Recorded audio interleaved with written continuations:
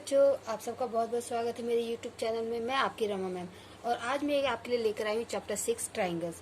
देखिए, इस चैप्टर को जब मैंने पढ़ा तो मुझे ऐसा फील हुआ कि मुझे ये चैप्टर पढ़ाने से पहले इसका बहुत ज़्यादा बैक में जो बेसिक टर्म्स है वो आपको बता देना चाहिए, क्योंकि जिनने अभी मैथ अगर पढ़ना स्टार्ट किया तो उनके लिए वो टर्म्स बहुत इंपॉर्टेंट है। अगर आपके ये टर्म्स ऑलरेडी क्लियर हैं तो आप इसके बाद जो मैं नेक्स्ट वीडियो बनाऊंगी स्पेशली क्लास 10th के लिए, आप उसको देखिएगा।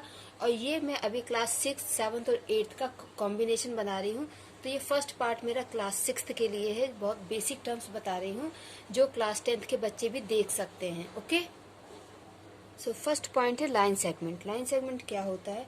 A part of A line with to and points is called a line segment. Line segment एक लाइन का ही पार्ट होता है, क्योंकि लाइन जो होती है वो दोनों तरफ से एक्सटेंड की जा सकती है, उसके एंड पॉइंट नहीं होते हैं। तो जब उसी लाइन का हम एक छोटा सा हिस्सा ले लेते हैं, ठीक है, तो वो क्या होता है कि उसके एंड पॉइंट हो जाते हैं और उसको हम बोलते हैं लाइन सेगमेंट। ओके, तो ये होता है लाइन सेगमेंट। और एक रे क्या होती है? A part of a line with one end point is called a ray। Means जो आपकी ये लाइन है, इसी लाइन में हमने सिर्फ एक पॉइंट ले लिया है और दूसरा पॉइंट ये बी नहीं लिया है, तो देखिए ये ऐसा बन जाएगा आपका। ठीक है, ए आपका फिक्स पॉइंट है और बी आप इसको आगे एक्सटेंड कर सकते हैं। तो इस तरीके के हम बोलते हैं कि ये रे है। ओके, तो आपको लाइन सेगमेंट और रे क्लियर हो गया। अब हम किस पे आते हैं? कॉलिनियर पॉइंट्स पे। कॉलिनियर पॉइंट्स क्या होते हैं? ये क्लास 10th तक जाता है कि कॉलिनियर पॉइंट्स क्या होते हैं। जो बच्चे बेसिक क्लासेस पे ध्यान नहीं देते हैं, इवन उनको क्लास 10th में भी नहीं पता होता है कि कॉलिनियर पॉइंट्स क्या होते हैं।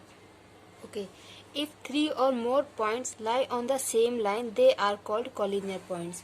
अगर 3 और 3 से ज़्यादा पॉइंट्स एक ही लाइन में होते हैं तो हम उनको कॉलिनियर पॉइंट्स बोलते हैं। एग्जाम्पल के तौर पे आप देखिए, जैसे point A, okay, then point B, point C, point D. ये क्या है? 3 और 3 से ज़्यादा हैं और एक ही लाइन में, इसलिए ये कॉलिनियर पॉइंट्स होंगे।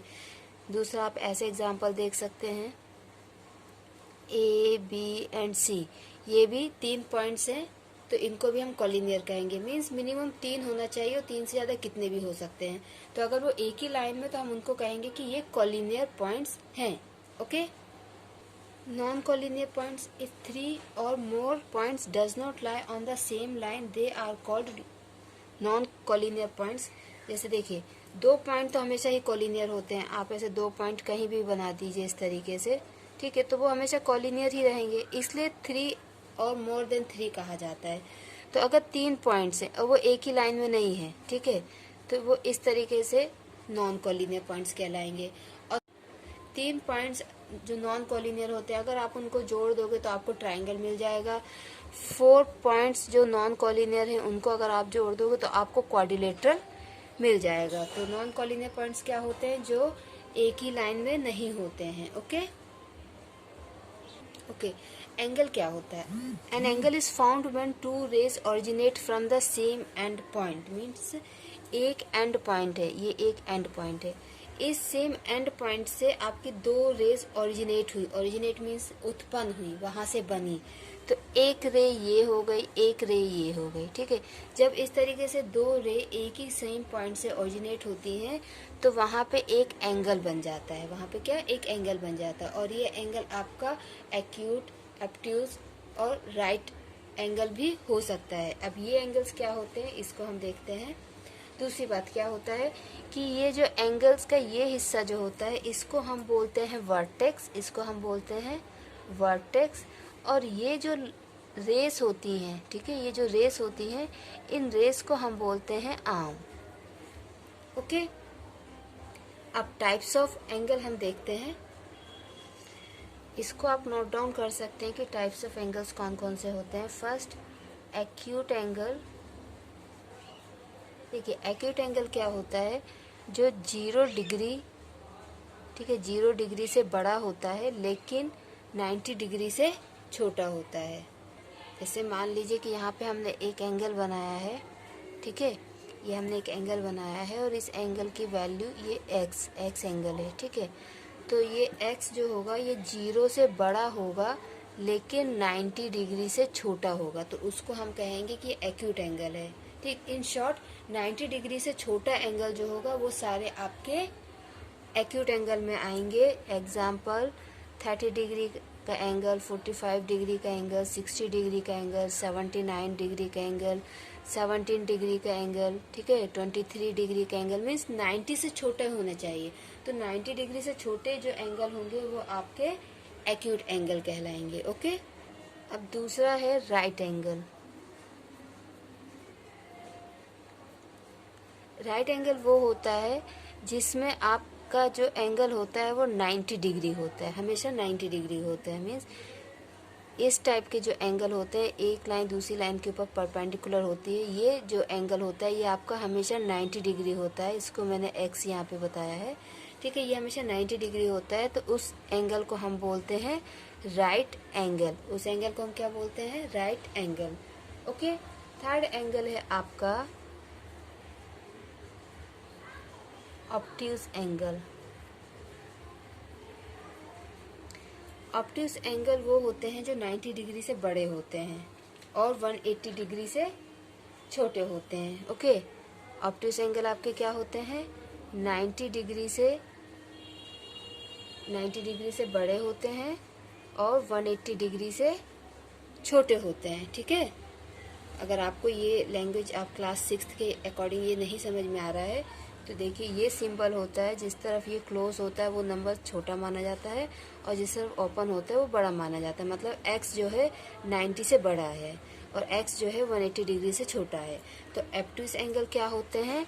जो 90 डिग्री से बड़े होते हैं लेकिन 180 डिग्री से छोटे होते हैं। तो देखिए, 90 डिग्री जब इतना होता है तो 90 से बड़ा उससे थोड़ा ओपन होगा, तो यहाँ पे ये जो x है ये 90 से बड़ा है। ठीक है, तो ऑब्ट्यूज एंगल क्या होते हैं? जो 90 डिग्री से बड़े होते हैं और 180 डिग्री से छोटे होते हैं। Okay, straight angle. Straight angle क्या होते हैं? जब आपका एंगल 180 डिग्री का होता है, ठीक है, एंगल आपका कितने का होता है? 180 डिग्री का, तो आप उसको बोलते हो स्ट्रेट एंगल, या इन शॉर्ट आप कह सकते हो कि एक स्ट्रेट लाइन, ठीक है, तो वो एंगल 180 डिग्री का बनाती है, तो उसको हम कहते हैं स्ट्रेट एंगल।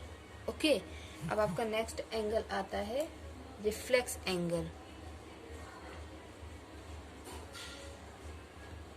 इस रिफ्लेक्स एंगल को आप ध्यान से समझ लीजिएगा। यहाँ पर मैं सब आपको शॉर्ट में बता रही हूँ क्योंकि हम रिवीजन के तौर पे ये वीडियो बना रहे हैं। ठीक है, और बाकी क्लास 6 के बच्चे और क्लास 6 से ऊपर के बच्चे आराम से इस वीडियो को देख के समझ सकते हैं। सो रिफ्लेक्स एंगल क्या होता है? जो एंगल आपका 180 डिग्री से बड़ा होता है, ठीक है, और 360 डिग्री से छोटा होता है, उसको हम बोलते हैं रिफ्लेक्स एंगल। ठीक है, जैसे ये एंगल है तो ये वाला जो एंगल होगा ये आपका रिफ्लेक्स एंगल कहलाएगा। क्यों? कि ये आपका 180 डिग्री से बड़ा है लेकिन 360 डिग्री से छोटा है। तो रिफ्लेक्स एंगल क्या होते हैं? जो 180 डिग्री से बड़े होते हैं लेकिन 360 डिग्री से छोटे होते हैं। ओके, अब हम देखते हैं कॉम्प्लीमेंट्री एंगल्स क्या होते हैं।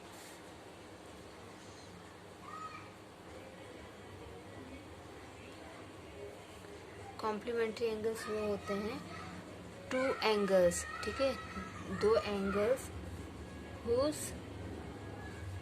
सम इज 90 डिग्री। ऐसे दो एंगल्स जिनका सम 90 डिग्री होता है तो उनको हम कहेंगे कॉम्प्लीमेंट्री एंगल्स। एग्जाम्पल जैसे 30 और 60, इन दोनों का सम 90 डिग्री होगा। ठीक है, 45 एंड 45, इन दोनों का सम भी 90 डिग्री होगा। तो दो ऐसे एंगल्स जिनका सम 90 डिग्री होता है तो हम उनको कह सकते हैं कि ये वाला एंगल उसका कॉम्प्लीमेंट्री, वो वाला एंगल इसका कॉम्प्लीमेंट्री है। ओके, अब आते हैं हम next supplementary.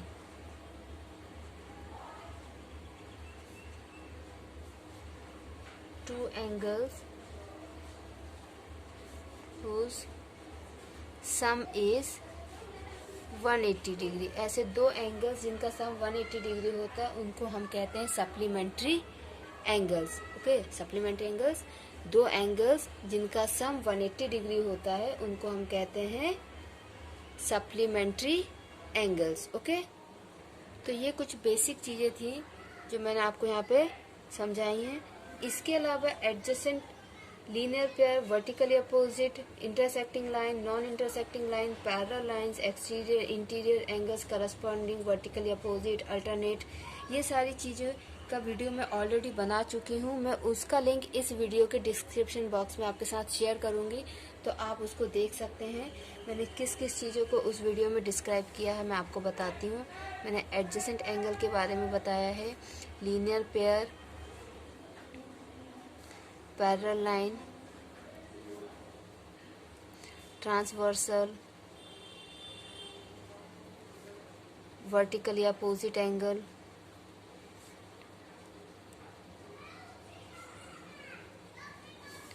corresponding angle,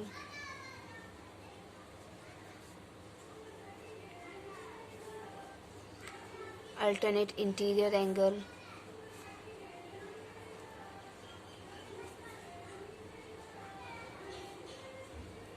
alternate exterior angle,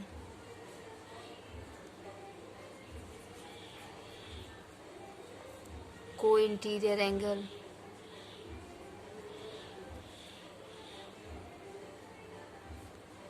co-exterior angle, ये सारे टॉपिक मैंने उस वीडियो में कवर किए हैं। तो आपके लिए मैं उस वीडियो का लिंक इस वीडियो के डिस्क्रिप्शन में शेयर करूंगी, तो आप उसको देख के बहुत अच्छे से समझ सकते हैं। उस वीडियो से क्लास 6, 7, 8, 9 तक के बच्चे अपना जो बेस होता है उसको बहुत अच्छे से क्लियर कर सकते हैं लाइन एंड एंगल्स के बारे में।